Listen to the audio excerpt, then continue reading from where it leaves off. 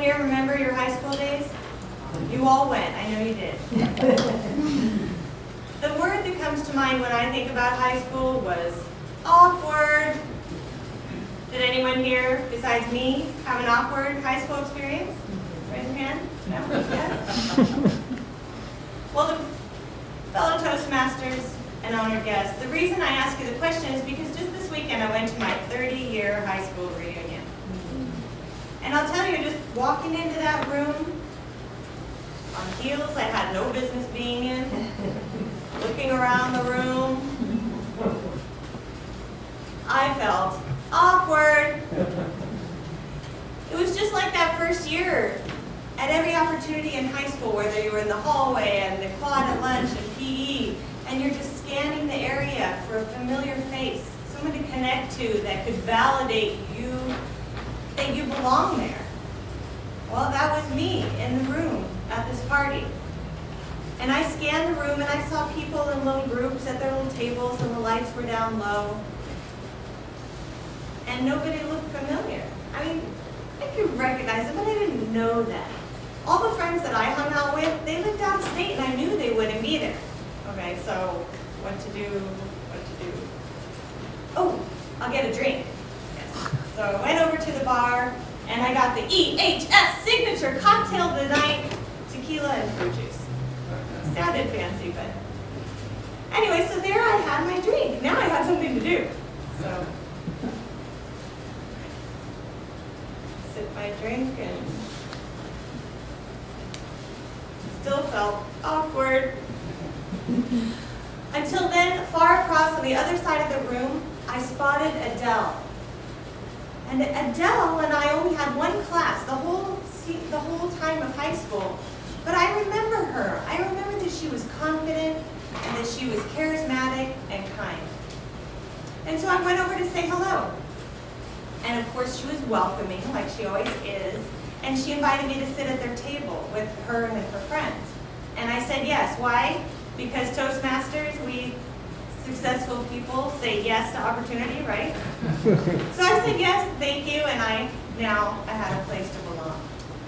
Now I wasn't as popular as these kids, these people. I think they were all on the swim team, and I really didn't know them, but that was okay. And as the evening progressed, we had food, and people told their stories, and it started to get a little more comfortable.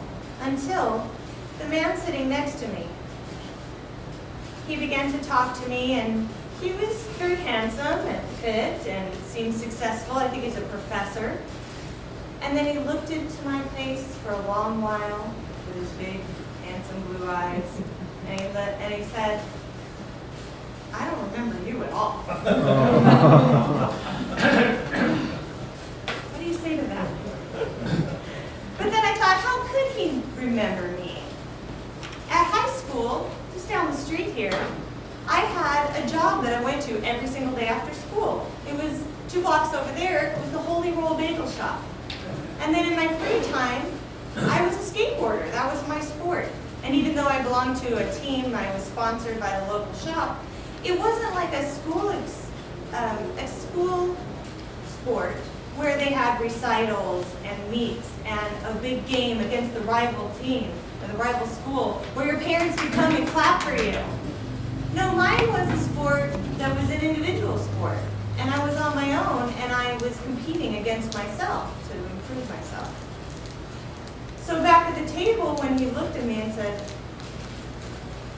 "I don't remember you," I just went, "Well, I don't remember you either." Want to dance?